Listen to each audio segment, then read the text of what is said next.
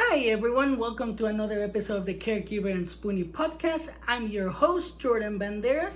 And before we get started, don't forget to subscribe so you don't miss any episodes of the podcast.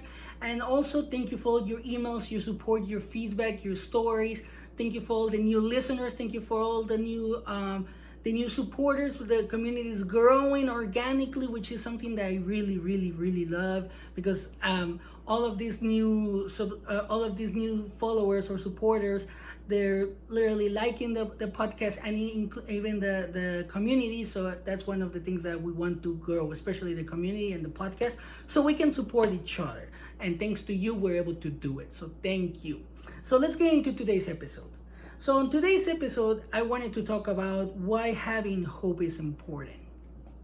Now, having hope is really important because unfortunately, there's going to be a point in our lives where we might lose hope.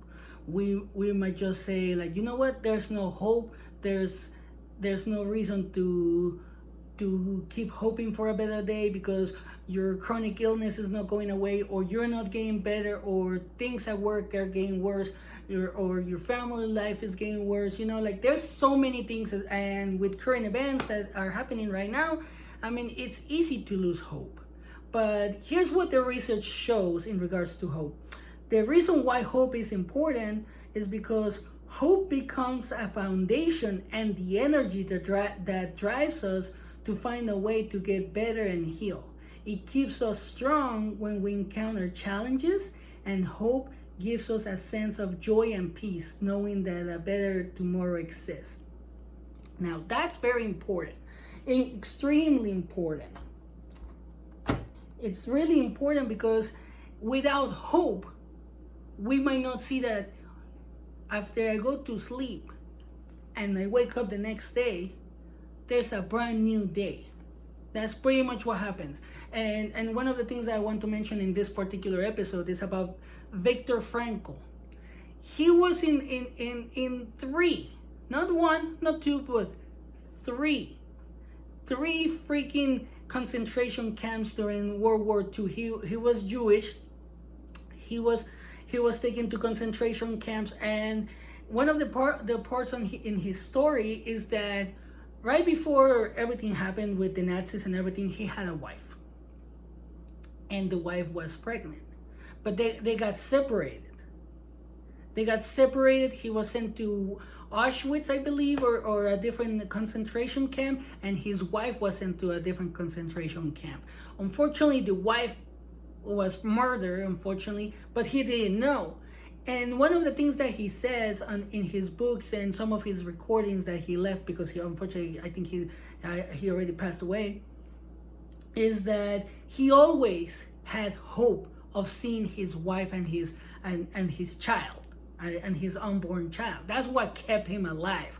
Like when he was losing hope, he always said to himself, like, remember who's on the other end. Remember who you need to see. Remember who you want to see. So that kept giving him hope. And because he was a neuropsychologist, I believe, or a psychologist, one of the things that he was able to see in the concentration camp is that once people lost hope, after 3 days, literally they will wither away and die. Pretty much. That's pretty much what he writes in his book, which is called A Man Searching for Meaning. So if you don't have hope, you don't have a meaning on your life. Like, you pretty much will say, like, oh, there's no hope. So when you say there's no hope, you're literally saying to yourself, like, there's no reason for me to continue fighting, to continue living, to continue doing all the things that I want. But when you have hope, it can be because you want to see your kids get married. You want to be able to run a marathon. Like, there's so many things that you can grab hope from, and at the same time, it's so hard because you have all this pain, all this trauma inside of you. Like, there's so many things that are literally hitting you from all sides of in your body, like, in your mental state. Like, you're getting pummeled pretty much by everything. You're getting pummeled by life. But the thing is that, like, just like Viktor Frankl in his book says, like, if you have hope, you're gonna see like no matter how bad it is, no matter how hard life can get, and I'm just paraphrasing, it's not what he said, this is what I understood, okay? No matter how hard it gets, you can still keep going, because in the end, there's always a better tomorrow. There's always another day. So tomorrow you might be in a lot of pain. Tomorrow you might not be, I mean, today you might be in a lot of pain. Today you might not be able to walk.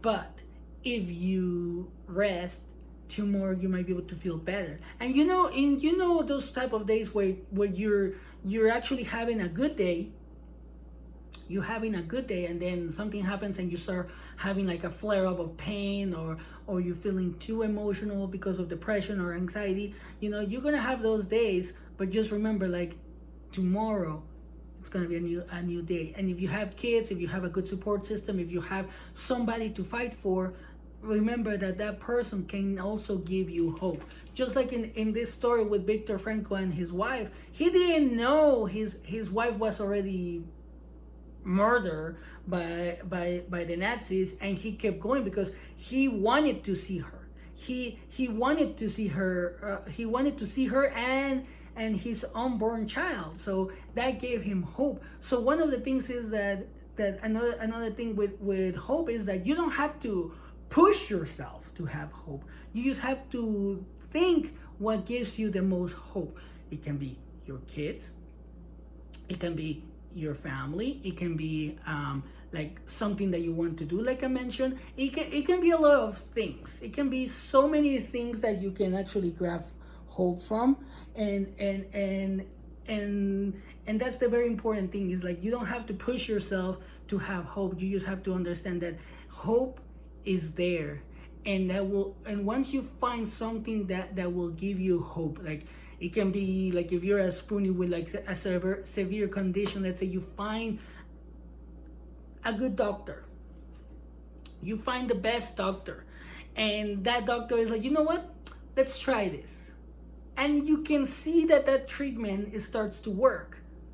That should give you hope, because it's gonna work. It might not fix you, it might not be like the miracle cure, it might not be something that is going to make you better, but at least it's going to give you hope and a little bit of life, so you can actually heal and have a better life than what you were having before you started that treatment, or before you decided to say, you know what, I'm gonna fight because I want to see my kids get married. I want to walk my daughter down the aisle. I wanna see this.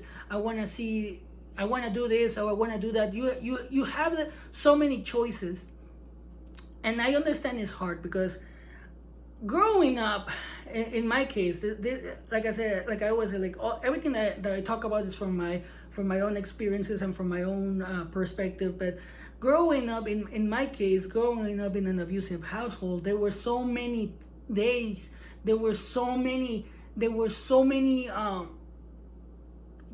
there were so many days where I asked myself, like, why am I even alive? And I'm pretty sure you have had something like that too, where you ask like those type of questions. And even here, when I moved to the States, and my uncle was being an asshole, my mom was still being abusive, then my brother moved in with us and he was being abusive. So I was just like, why am I even here? Like, what's the point? There was a little voice in my head that always said, like, you have a purpose. You have a reason to stay alive. And I never understood why I will always get that voice in my head that will tell me that. And I would just go to sleep. I will be like, okay, I guess I'm telling this to myself, like there's a purpose for me. I didn't know what it was. And it took like years for me to find out. And it turns out that the purpose was to help my wife get better. That was my purpose. And now I have so much hope, because I see it through my wife. Like I'm not taking anything away from her, because she has worked so hard the last 3 years to get better, but I see hope in her eyes sometimes. And not every day, obviously, like there's gonna be hard days, but the days that I see hope in her eyes, or when she talks to a good doctor and she sees the hope, I'm like, yes, I'm like, that's what it's all about, because I had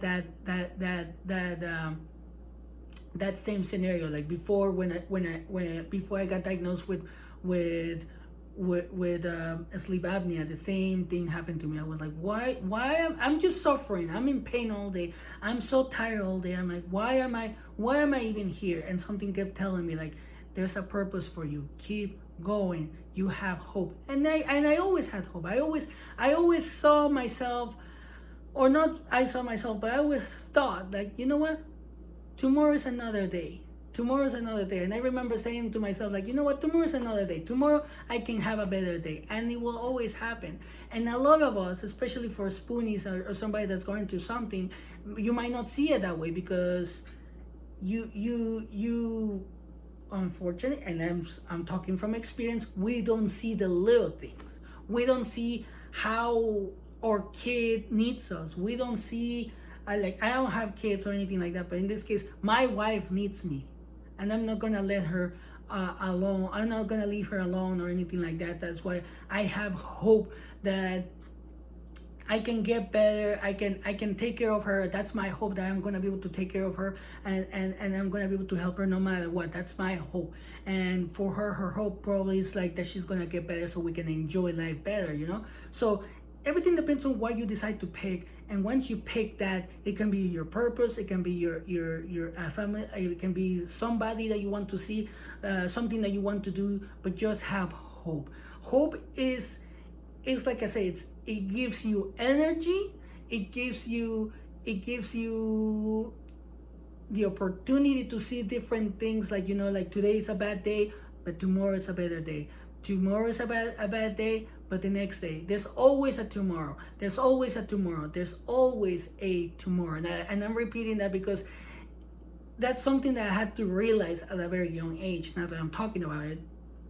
Because there were times, I don't think I have ever talked about this, and I don't want to go off on a rant, but this is part of why I have so much hope.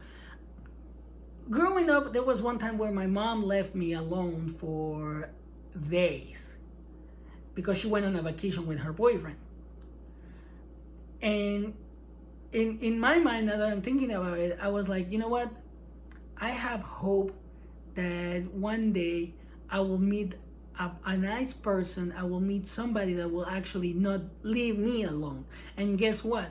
Yeah, it took years, but I met my wife.